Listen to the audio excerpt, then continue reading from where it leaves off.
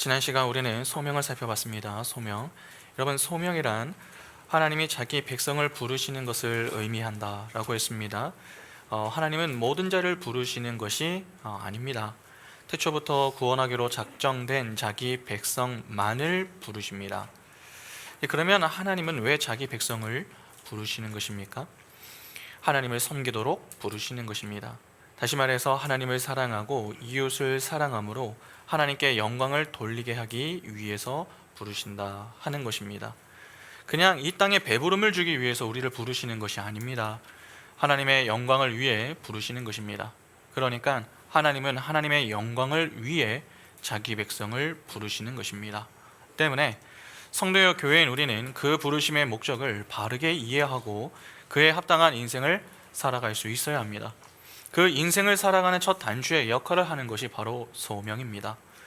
하나님은 자기 백성을 부르십니다. 이 성도 편에서는 소명이 주어지는 것이죠. 그러면 그 소명을 받은 자는 여러분 어떻게 됩니까? 달리 표현해서 하나님의 부르심을 입으면 이후에 어떻게 되느냐 하는 것입니다. 새롭게 태어나게 됩니다. 이를 중생이라고 합니다. 기본적으로 중생이라고 하는 말은 다시 태어나다라고 하는 것을 뜻하는데, 성경은 중생을 오직 말씀을 통해서 일어난다 그렇게 말씀합니다.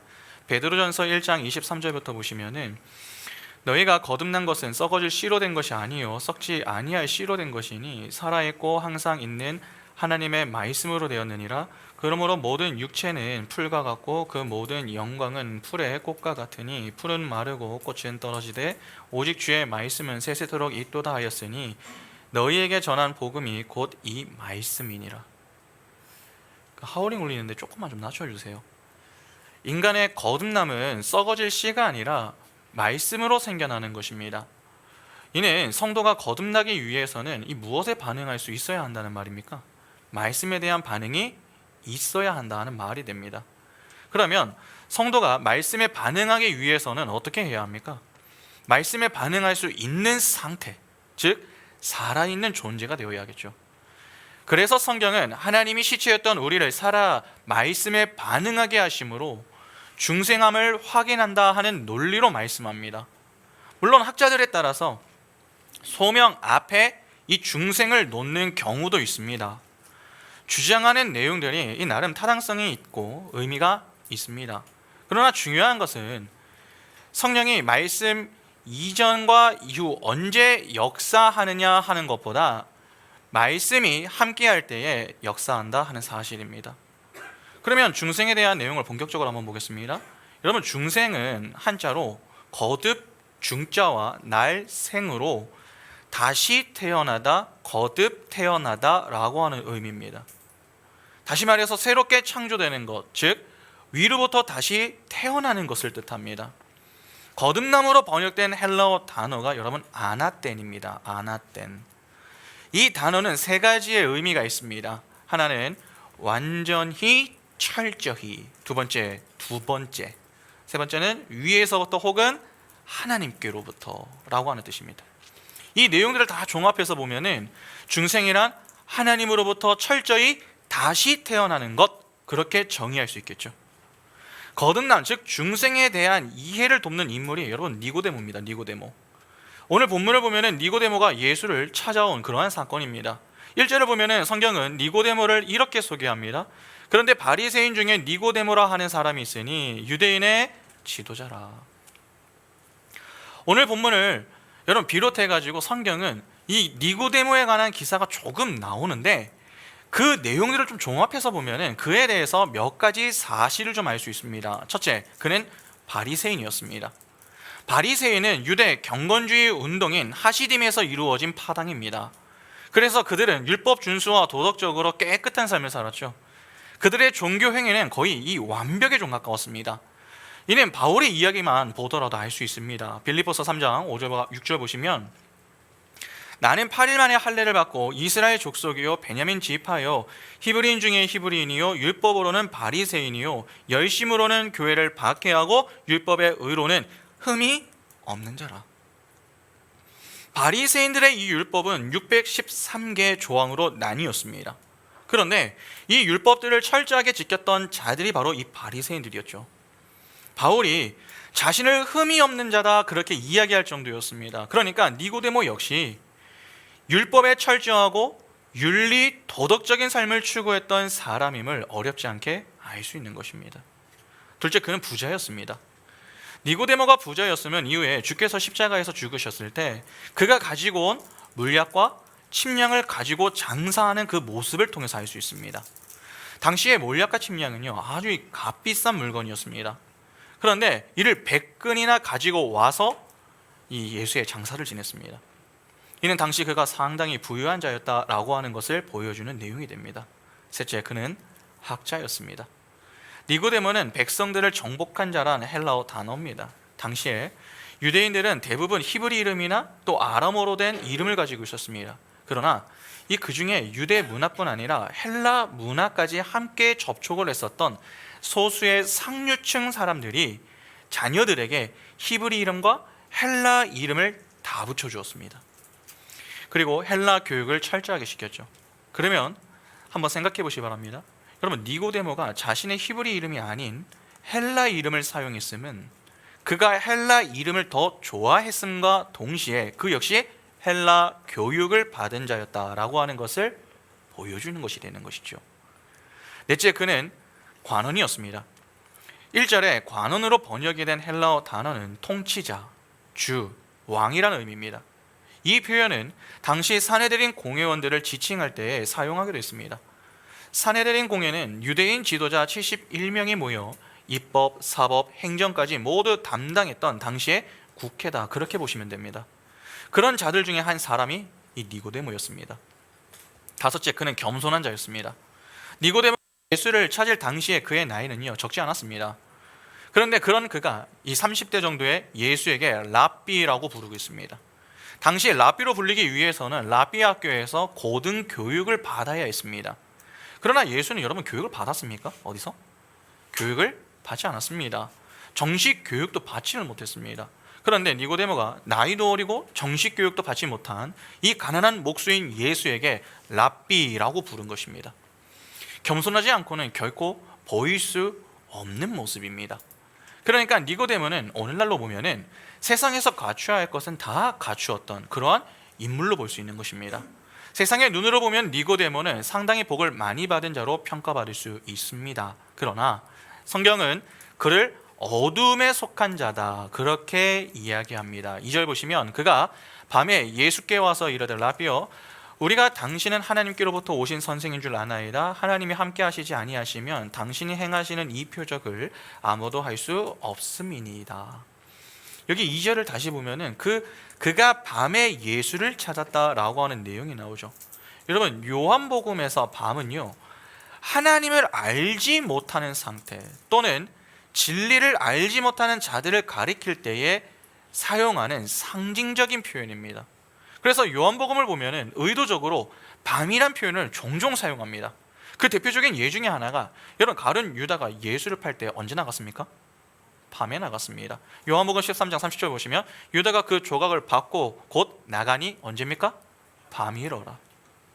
바로 이러한 이유 때문에 요한은 빛과 어둠을 자주 대조하죠. 요한복음 1장 5절에 빛이 어둠에 비치되 어둠이 깨닫지 못하더라. 그러니까 요한이 의도적으로 니고데모가 밤에 찾아왔음을 표현한 것은 비록 니고데모가 세상에서 소위 빛으로 여겨지는 복을 가진 자, 즉 표적을 보고 세상의 힘을 가졌어도 그의 영적인 상태는 어떠하다는 것입니까? 밤이었다는 것입니다.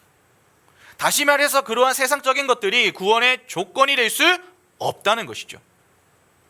니고데모를 보면은 예수에 대한 지식도 그가 가지고 있었는 줄 알 수 있습니다. 그러나 그런 지식조차 구원의 증거가 되지 못했습니다. 요한복음 8장 29절에 나를 보내신 이가 나와 함께 하시도다. 나는 항상 그가 기뻐하시는 일을 행함으로 나를 혼자 두지 아니하셨느니라. 분명 예수는 하나님으로부터 오셨고 하나님과 동행하시는 분이십니다. 그런 점에서 니고데모의 말은요, 틀린 말이 아닙니다. 그러나 그럼에도 불구하고 예수에 대한 올바른 지식조차 신앙이 아닐 수 있다고 하는 사실을 교훈하고 있는 것입니다. 니고데모는 세상의 모든 것을 다 갖춘 자였습니다. 그런데 다른 이들과 달리 교만하지 않고 겸손할 뿐 아니라 예수에 대한 지식도 가지고 있었습니다. 신기한 표적도 보았기에 예수 앞으로 나왔습니다. 얼마나 대단한 이 모습입니까?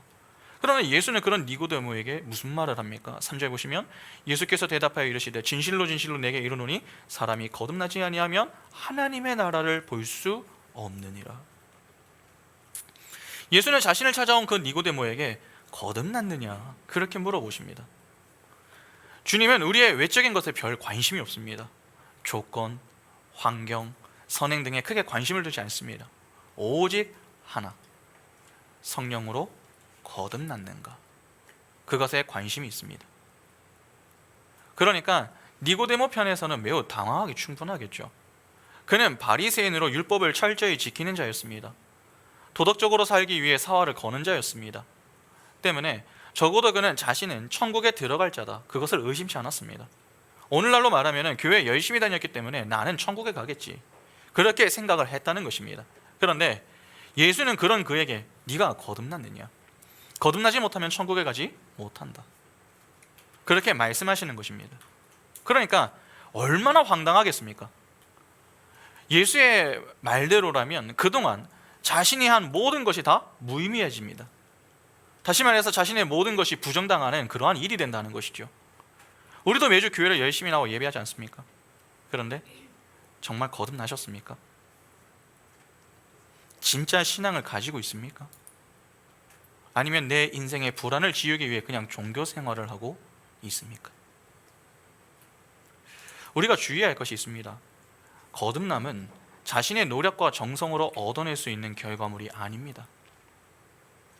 하나님이 선물로 주셔야 가능한 것입니다. 3절에 사용된 거듭나다라고 하는 이 헬라어 단어는요, 능동태가 아닙니다. 수동태입니다. 그러니까 내 힘으로 되는 것이 아니라는 것입니다.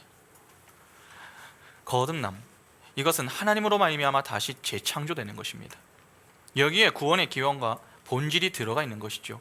거듭남은 인간이 처음 났을 때와 똑같은 형식과 원천으로 나는 것을 뜻합니다. 여러분, 인간이 처음에 어떻게 났습니까? 흙이 나를 좀 사람으로 만들어 주시오, 그렇게 요청을 하여 나게 된 것입니까? 철저히 하나님의 뜻에 따라 된 것입니다. 그런데 이때 그 과정을 잘 보시기 바랍니다. 창세기 2장 7절에 여호와 하나님이 땅에 흙으로 사람을 지으시고 생기를 그 코에 불어 넣으시니 사람이 생명이 되니라. 본절을 보면 하나님이 흙으로 사람을 지으시고 무엇을 하십니까? 그 코에 생기를 불어 넣으셨다라고 합니다. 여기에 이 생기라고 이 번역이 된 히브리어 단어가 르하우입니다. 르하우. 여러분, 르하우, 이거는 성령을 가리키거든요. 그러니까 거듭남이라고 하는 것은 성령에 의해 창조가 되는 것이어야 하는 것입니다. 그래서 오늘 본문 5절을 보면 예수께서 무엇을 말씀하십니까? 예수께서 대답하시되 진실로 진실로 내게 이르노니 사람이 물과 성령으로 나지 아니하면 하나님의 나라에 들어갈 수 없느니라. 물과 성령을 말씀하십니다. 고대 사회에서 거듭남이라고 하는 것은 통용되는 개념이었습니다. 그래서 니고데모가 예수의 이 이야기를 여러분 대답을 합니다. 이는 적어도 그는 가짜 거듭남을 많이 보았던 자로 전과 다른 삶을 살 수 있느냐, 그걸 묻는 것입니다. 그때 예수께서 강조하신 것이 물과 성령입니다. 개역개정은 마치 물과 성령이 따로 구분되는 것처럼 그렇게 번역을 해놨는데, 사실 물과 성령보다는 물, 즉 성령으로 보는 것이 적절합니다. 물과 성령이 아니라 물, 즉 성령, 이게 더 적절합니다. 요한복음 7장 37절부터 보시면 명절 끝날 곧 큰 날에 예수께서 서서 외쳐 이르시되 누구든지 목마르거든 내게로 와서 마시라. 나를 믿는 자는 성경에 이름과 같이 그 배에서 생수의 강이 흘러나오리라 하시니, 이는 그를 믿는 자들이 받을 성령을 가리켜 말씀하신 것이라. 예수께서 아직 영광을 받지 아니하셨으므로 성령이 아직 그들에게 계시지 아니하시더라. 방금 읽은 내용을 보면 물이 곧 믿는 자가 받을 성령이라고 하죠. 그러니까 물과 성령으로 거듭나야 한다고 하는 것은 성령으로 거듭나야 한다, 그 이야기를 지금 하고 있는 것입니다. 성경에서 물은 심판과 생명을 동시에 상징합니다. 심판과 구원이 동시에 일어나는 사건, 여러분 이 사건을 성경은 무엇이라고 합니까? 세례라고 하지 않습니까? 저주의 물이 부어져서 죄가 죽고 의인이 살아나는 사건을 상징적으로 보여주는 것, 그것이 바로 세례입니다. 구약에서 이 모습을 아주 잘 보여주는 사건이 있죠. 무엇입니까? 홍해 도화 사건입니다.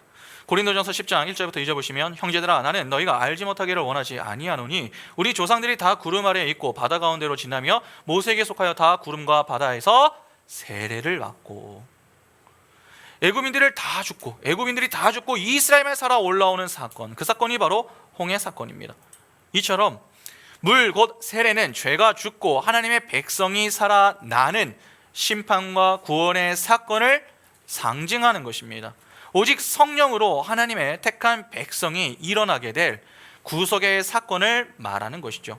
그러니까 성경은 죄인이 하나님의 선물인 물과 성령으로 다시 태어나지 못하면은 아무리 예수에 대해 아는 지식을 많이 가지고 있고 또 선한 열심을 가지고 종교 행위를 해도 결코 하나님의 나라에 들어갈 수 없다라고 하는 것을 교훈합니다. 그러니까 복음을 교훈하는 내용이 바로 이 니고데모의 이야기인 것입니다.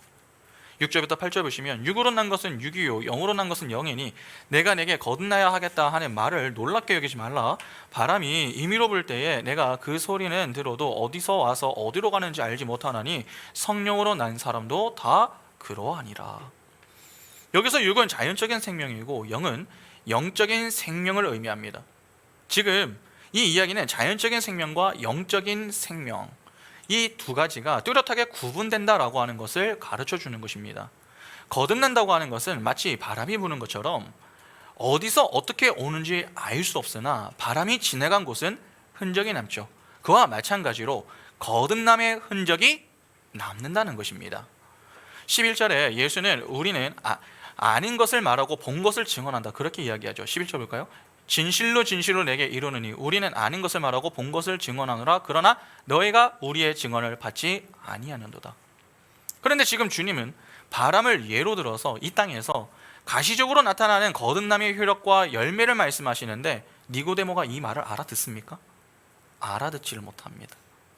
그리고 주님은 계속 말씀합니다. 12절에 내가 땅의 일을 말하여도 너희가 믿지 아니하거든 하물며 하늘의 일을 말하면 어떻게 믿겠느냐.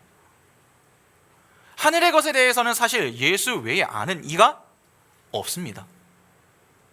그리고 하늘의 것들은 물과 성령으로 거듭난 자들에게만 계시되고 알려지는 것입니다. 그래서 마지막 13절은 이렇게 말씀하죠. 하늘에서 내려온 자 곧 인자 외에는 하늘에 올라간 자가 없느니라. 하늘에 올라간 자라고 하는 말은 여러분 원문 그대로 직역을 하면은 하늘에 계신 자입니다. 그런데 시제가 완료형입니다. 그러니까 하늘에 계셨던 자, 이게 더 정확하겠죠? 그러면 원문의 뜻을 살려서 다시 본절을 읽으면 어떻게 되겠습니까? 하늘에서 내려온 자, 곧 인자 외에는 하늘에 있었던 자가 없었다, 그 말이 되는 것입니다. 그런데 우리는 이 계시를 받아 거듭남이 어떻게 시작이 되고 어떤 능력으로 이루어지는가 하는 것을 알고 있습니다. 얼마나 큰 복을 받고 있는지 조금 이해가 되십니까? 오늘 보면 11절을 보면은 예수는 우리라고 하는 말을 사용했습니다. 그 우리라고 하는 무리 속에 누가 포함되어 있는 줄 아십니까? 교회와 성도인 바로 우리가 들어가 있는 것입니다. 11절에 등장하는 우리라고 하는 이 말에는 예수를 비롯하여 거듭남을 통해 이 땅에 보이는 거듭남의 열매와 효력을 알아보고 계시로 받아 알게 된 모든 하나님의 백성들이 다 포함되어 있습니다. 예수 당시에는 그 인원이 많지 않았겠으나 예수는 그 단어 속에 하늘의 별처럼 바다의 모래처럼 많아지게 될 하나님의 백성을 모두 품고 계신 것입니다. 구약은 다 은혜의 복음을 가리키고 있습니다. 그런데 구약 성경을 거의 외우다시피 한 바리새인이자 유대인이었던 니고데모는 이를 이해하지 못했던 것입니다. 그러니까 거듭남이라고 하는 것은 여러분 아무리 공부를 많이 해도 하나님의 은혜로 물과 성령으로 거듭나지 않은 자, 그러한 모든 자들은 절대 깨닫지 못한다는 것입니다.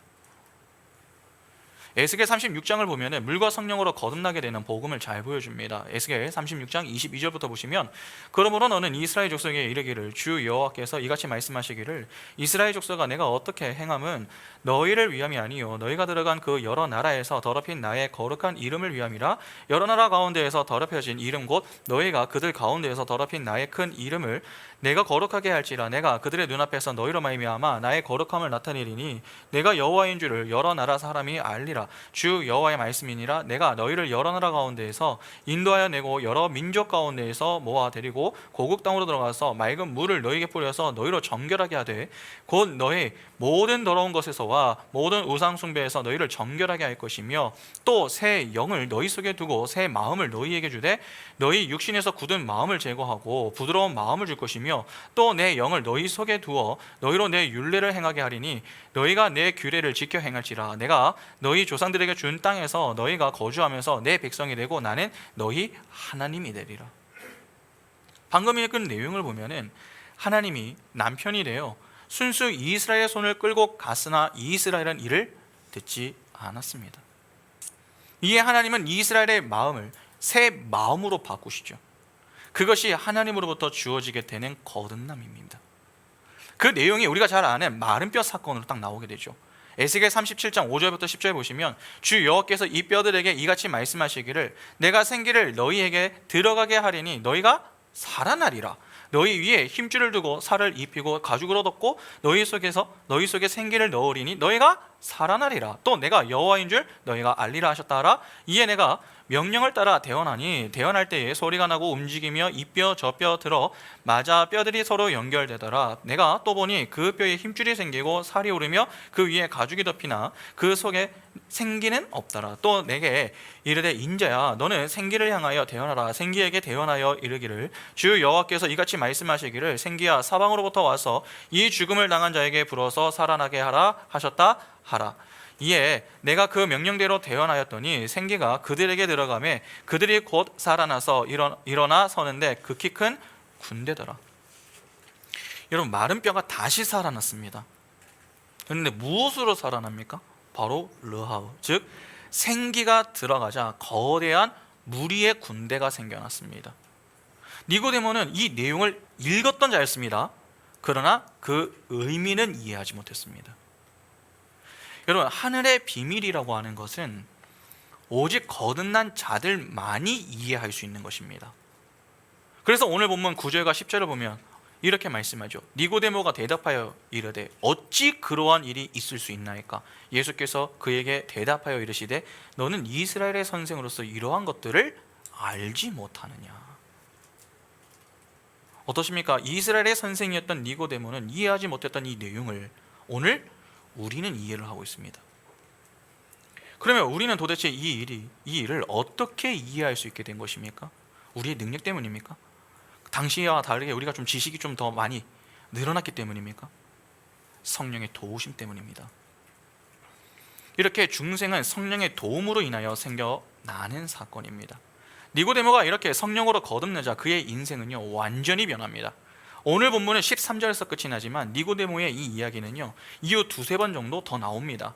한 번은 바리새인과 제사장들이 주님을 십자가에서 죽이려고 할 때에 그들을 막아서며 유대에는 법이 없느냐 그렇게 외쳤을 때였고, 다른 한 번은 주께서 죽으셨을 때 빌라도를 찾아가 예수의 시체를 찾아다가 이 아리마대 요셉하고 함께 주님을 장사 지낼 때입니다.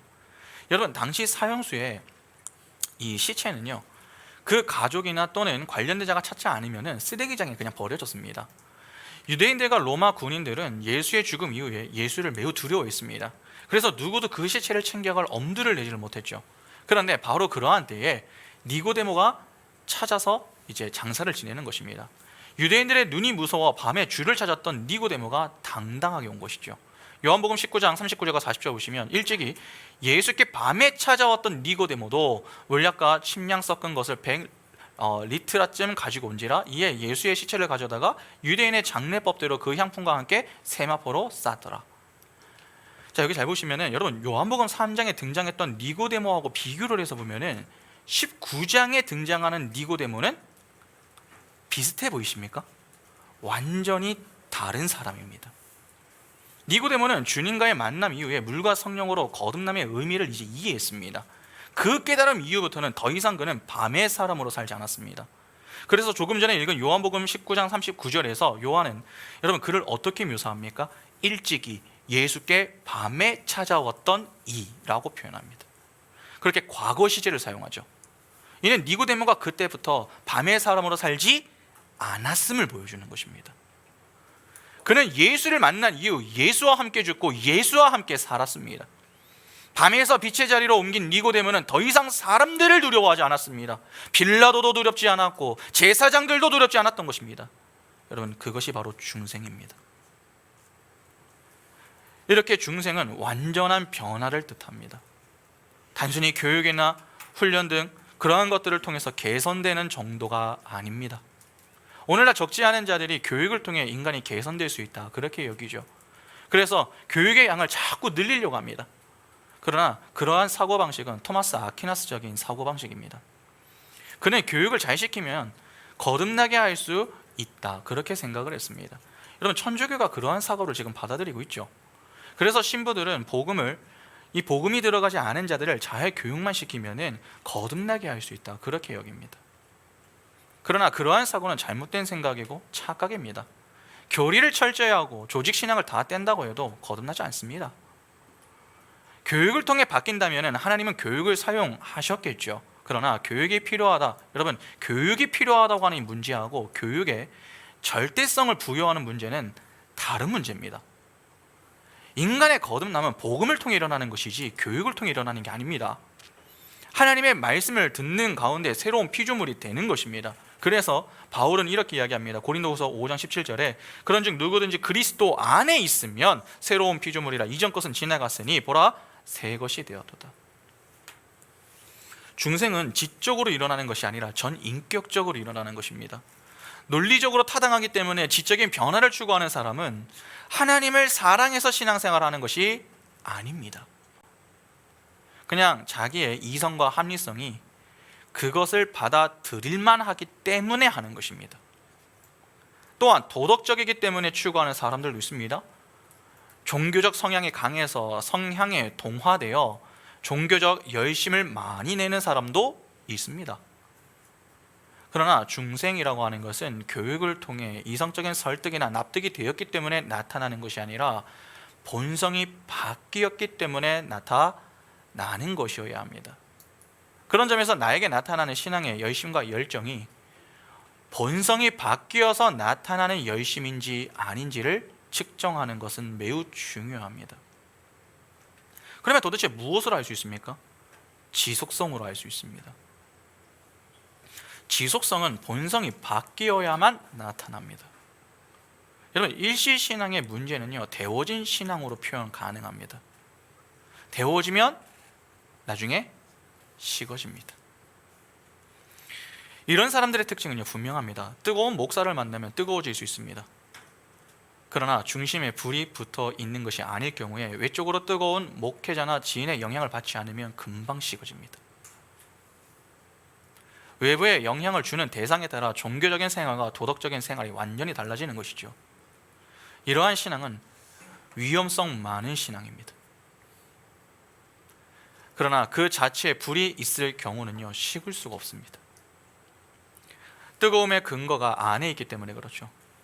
꼭 뜨거운 목살을 만나지 않더라도 뜨겁고 뜨거운 목살을 만나도 뜨겁습니다. 그러니까 상황에 따라 신앙이 변하지 않는다는 것입니다. 그런 점에서 우리는 우리의 신앙을 날마다 점검을 좀 해볼 필요가 있습니다. 내 신앙이 하나님과의 관계 안에서 중생한 신앙인지, 내 신앙이 지속성이 있는지 그것을 살펴볼 수 있어야 합니다.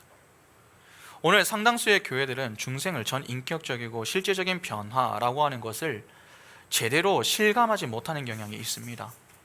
종종 신앙생활을 열심히 하다가 어떤 특정한 체험을 한 이후에 술과 담배를 끊었다, 그렇게 이야기하는 사람들이 있습니다. 여러분, 그러면 그 사람은 술을 끊었고 담배를 끊었기 때문에 중생했다, 그렇게 볼 수 있습니까? 종교생활을 열심히 했다고 중생했다고 볼 수 있습니까? 없습니다. 여러분, 그러한 것들은 철학을 배우면서도 그러한 변화를 얼마든지 이끌어낼 수 있습니다. 여러분, 중생과 개선은 다릅니다. 중생은 본성이 새롭게 창조되는 것이다, 그렇게 볼 수 있지만 개선은 다 무너져가는 것을 널판지로 보수하는 정도입니다. 개선은 중생과 달리 전반적인 조화가 일어나지 않습니다. 거듭난 성도의 전인격적인 삶은 더욱 강건하게 변화가 일어납니다.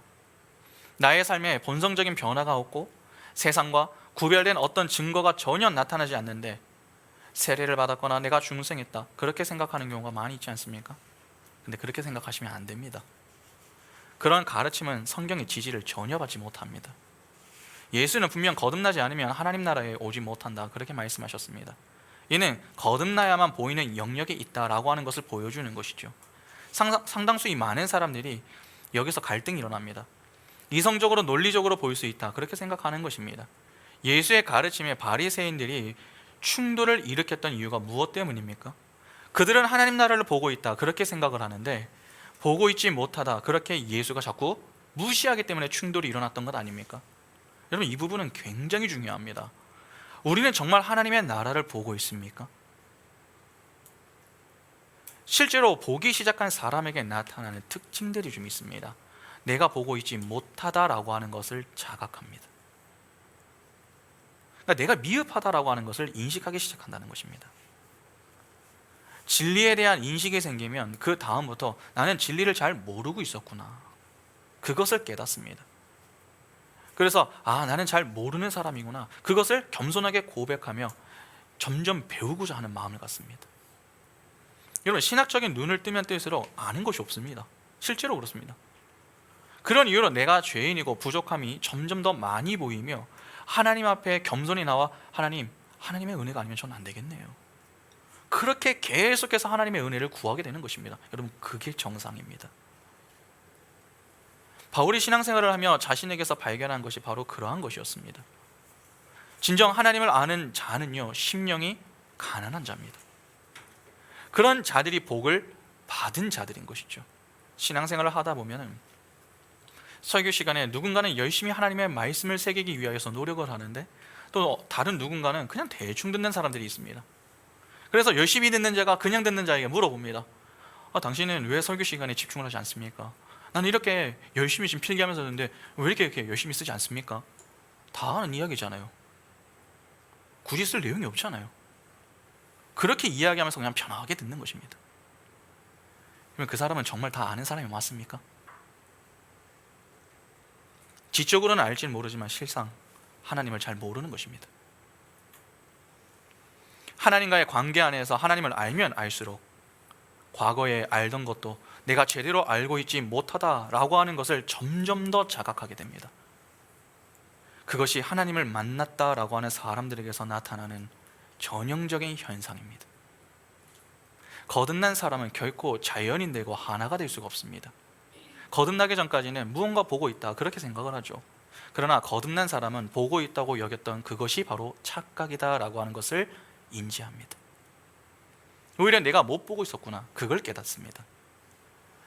여전히 자연인은 자신들 스스로 보고 있다고 여깁니다. 그래서 종교 통합을 주장하며 이것은 충분히 가능하지 않느냐 그렇게 시도해보자 그렇게 이야기합니다. 여러분, 세상은 기독교를 향하여 저 사람들은 꽉 막힌 사람들이다, 융통성이 없고 너무 배타적이다, 그것이 기독교인들이 받는 질타였습니다. 그러나 기독교는 융통성이 없는 것이 아니라 사실 그들이 못 보는 것입니다. 세상과 기독교는 물과 기름과 같은 관계입니다.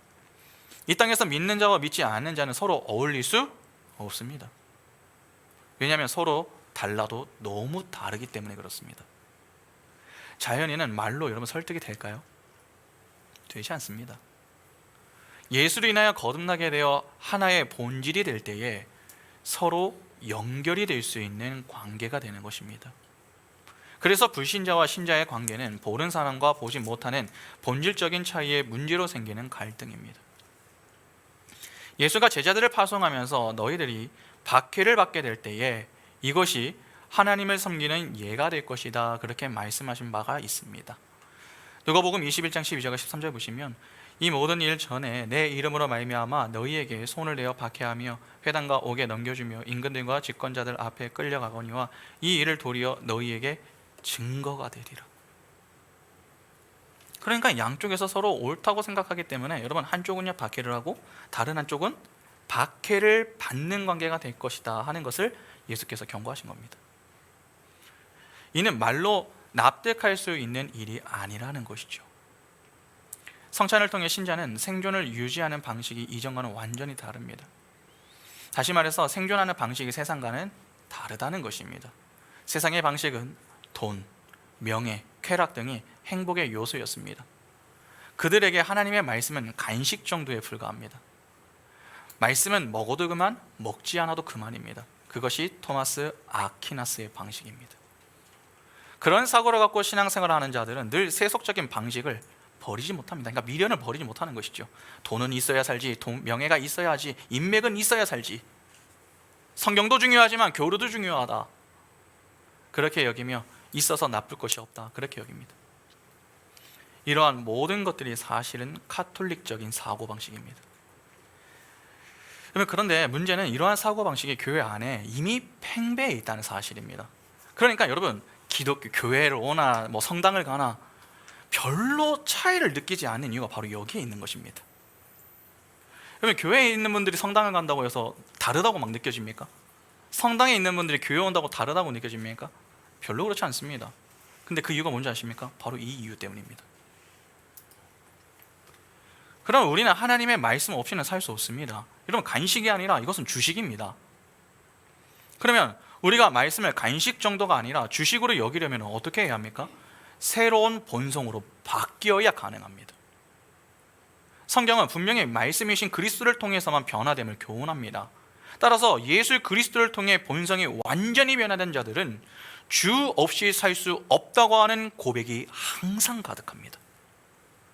그리스도와 관계하지 않고 살 수 없는 것, 그리스도 예수보다 귀한 것은 없다고 하나님 앞에 겸손히 고백합니다. 그런데 여기서 놓치지 말아야 할 것이 하나 있습니다. 여러분, 중생은 찬양으로 일어나지 않습니다.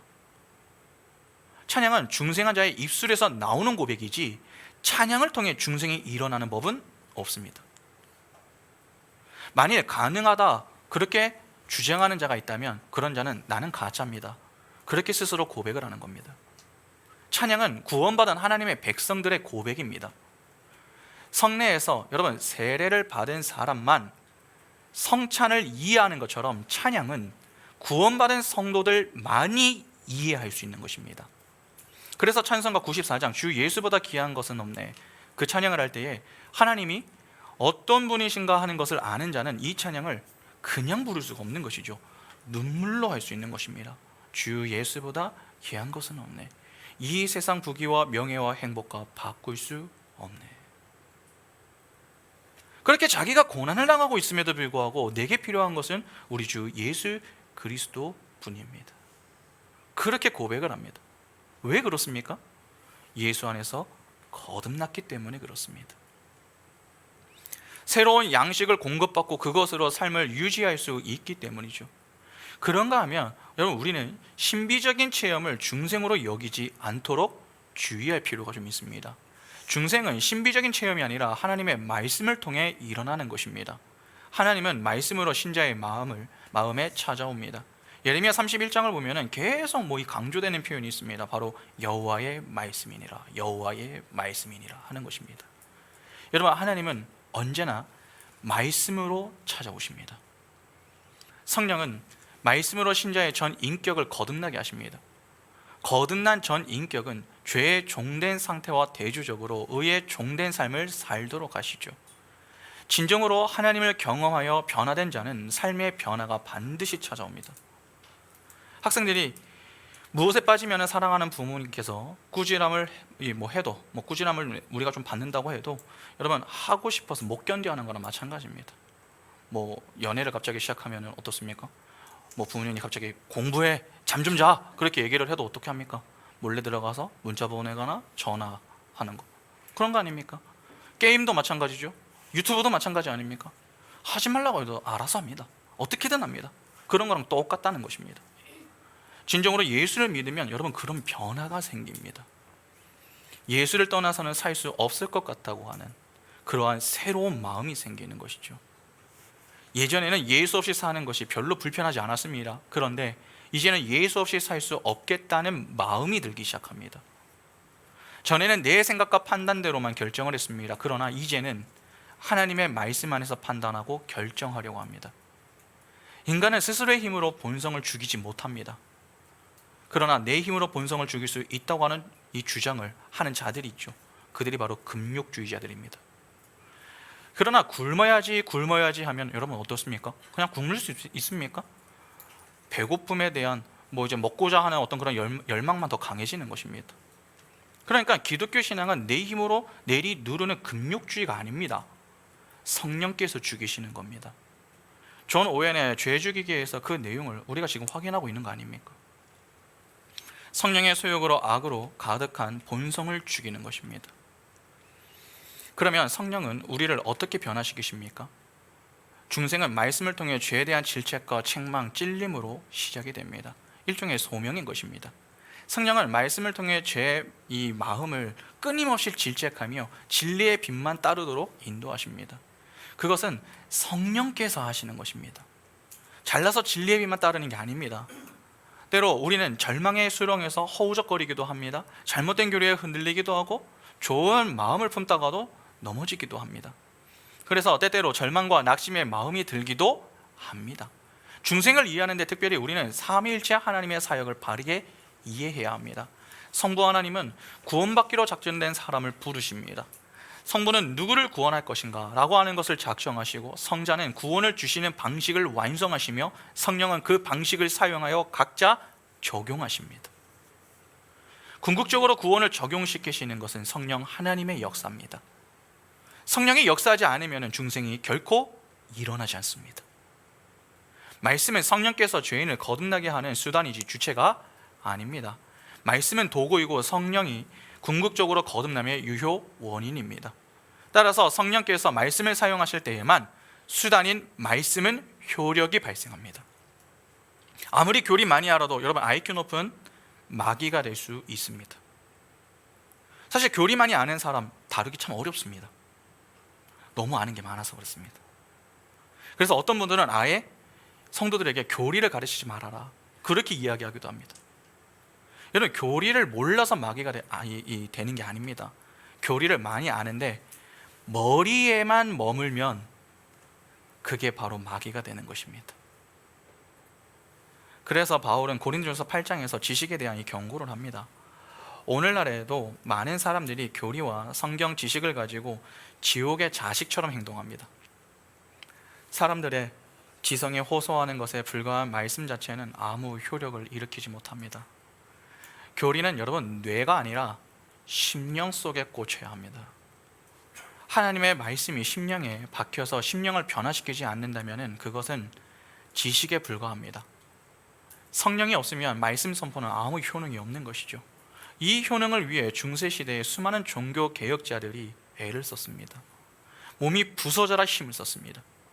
기도 때문에 몸이 망가질 정도였고 설교를 위해서 기도에 엄청난 공을 들였습니다. 그러나 천주교가 가르치는 중생을 가만히 한번 보시기 바랍니다.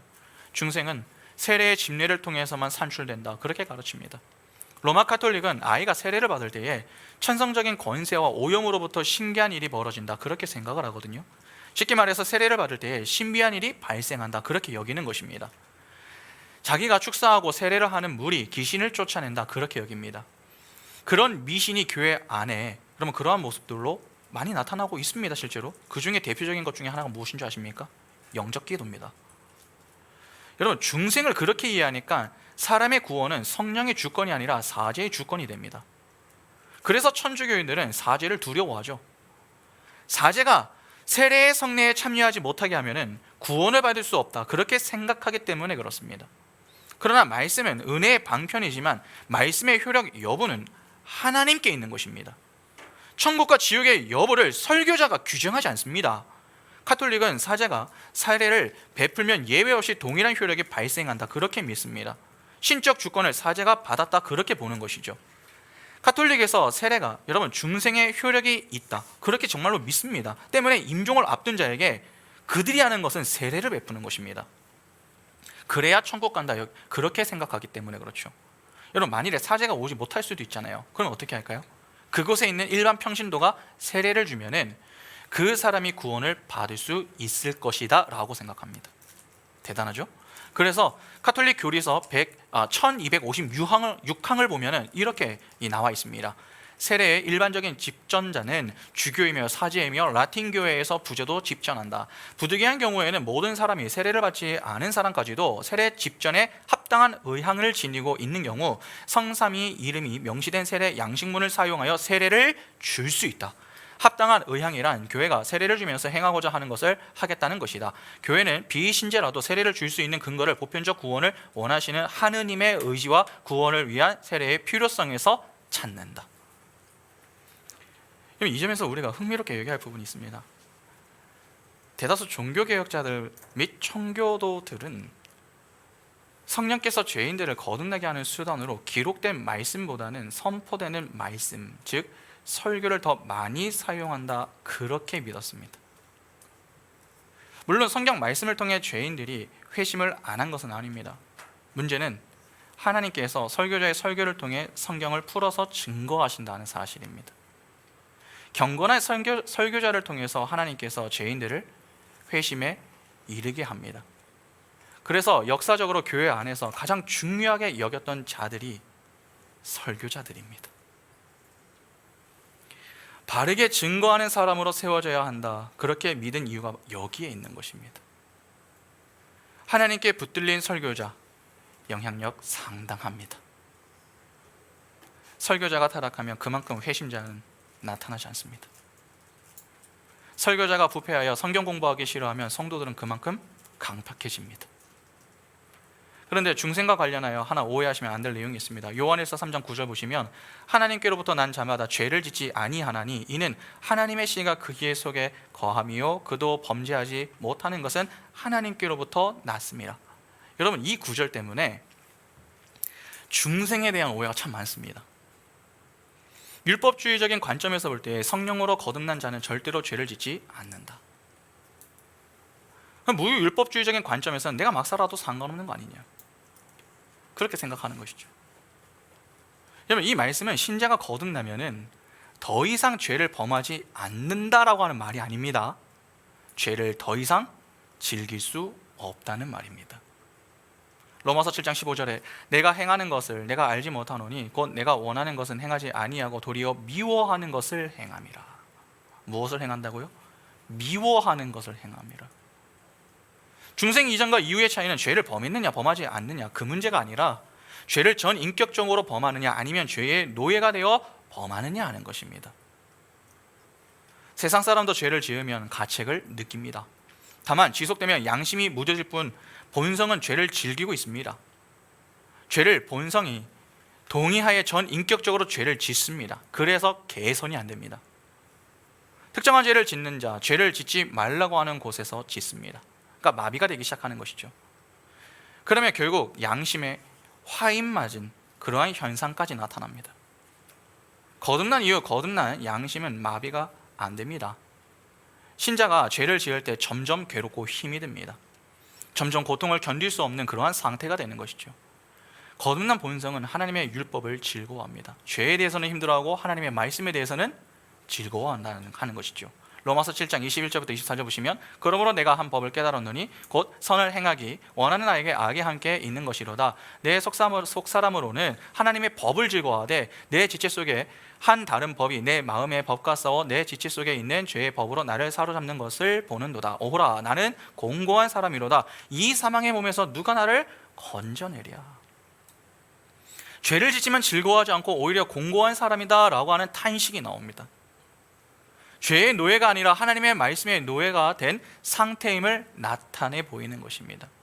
바울은 죄 가운데 수시로 떨어지는 자신의 상태를 보면서 그것이 내 속에 거하는 죄다, 그렇게 고백을 합니다. 그러니까 요한의 가르침은 본래 인간은 죄를 행하지 않고 하나님의 법을 즐거워하는 존재로 지음을 받았다. 그러나 타락한 아담으로부터 타락한 전 인격을 받아서 우리가 태어나기 때문에 거듭난 이후에도 두 개의 본성이 존재한다. 그것이 바로 하나님의 법을 즐거워하는 것과 타락으로 인하여 내 뜻대로 살려는 두 본성이다, 그렇게 이야기하고 있는 것입니다. 우리에게 존재하는 두 본성은 이 땅에 사는 동안 계속해서 갈등합니다. 우리의 본성이 우리를 죄를 짓게 만들게 하고 죄를 짓게 되면 우리의 본성은 또 고통스러워합니다. 그래서 거듭나면 성도는 누구나 예외 없이 죄와의 싸움이 시작됩니다. 아군인데 싸우는 신용을 하는 것이 아니라 진짜 치열한 싸움이 시작되는 것입니다. 하나님의 법을 즐거워하는 속사람과 육체의 본성의 치열한 대립이 죽는 날까지 이어집니다. 갈라디아서 5장 17절에 육체의 소욕은 성령을 거스르고 성령은 육체를 거스르나니 이 둘이 서로 대적함으로 너희가 원하는 것을 하지 못하게 하려 함이니라. 그렇죠? 성도는 죽는 날까지 여러분 계속해서 이 영적인 전쟁을 해야 합니다. 하루도 쉬는 날이 없습니다. 그래서 제가 항상 좀 자주 말씀드리는 것 중에 하나가 무엇입니까? 성도에게는 무엇이 없습니까? 방학이 없다. 신자가 아무리 성령의 소욕으로 충만해도 육체와 사단은 우리를 지배하려고 합니다.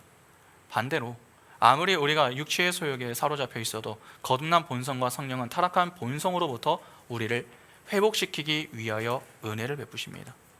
중생을 했다고 하면서도 치열한 본성의 싸움을 알지 못한다면 여러분 그 사람은요 진정으로 중생이 무엇인지 모르는 사람입니다. 중생한 니고데모가 빌라도에게 예수의 시체를 요구하는 것, 그게 쉬운 일이었겠습니까? 생명을 걸고 요구한 것입니다. 그러한 치열한 영적 싸움이 없다면 그것은 다 거짓입니다.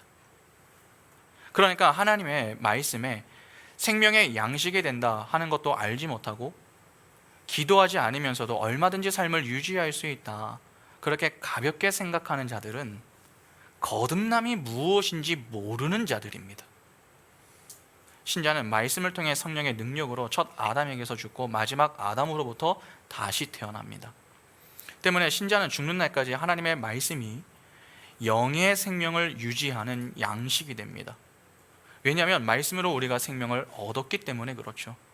우리가 성령으로 거듭나면 그 이후부터 말씀만이 생명이다 라고 하는 것을 알게 됩니다. 신자는 이 세상을 떠나는 그날까지 말씀이 생명을 유지하는 양식이 된다라고 하는 사실을 알고 기도하지 않고서는 영적인 숨을 쉴 수 없다고 하는 것을 본능적으로 압니다. 그래서 그런 자들은 말씀과 기도라는 이 두 개의 기둥을 부여잡고 끊임없이 그리스도 앞에 서는 그날까지 치열하게 전쟁합니다. 중생은 성령의 주권적인 역사로서 그리스도 안에서 다시 태어나 새로운 본성으로 살게 되는 것입니다. 우리는 새로운 본성을 가지고 살아가는 자들입니다. 새 사람은 새 사람답게 살아야 합니다. 하나님의 말씀이 우리의 양식임을 기억하며 성령으로 거듭난 자답게 하나님의 말씀을 양식으로 삼아 우리에게 주어진 이 영적인 씨름을 잘 감당하며 하나님의 영광만을 위해 힘차게 살아갈 수 있는 복된 인생이 다 될 수 있기를 간절히 소망합니다. 함께 찬양하겠습니다.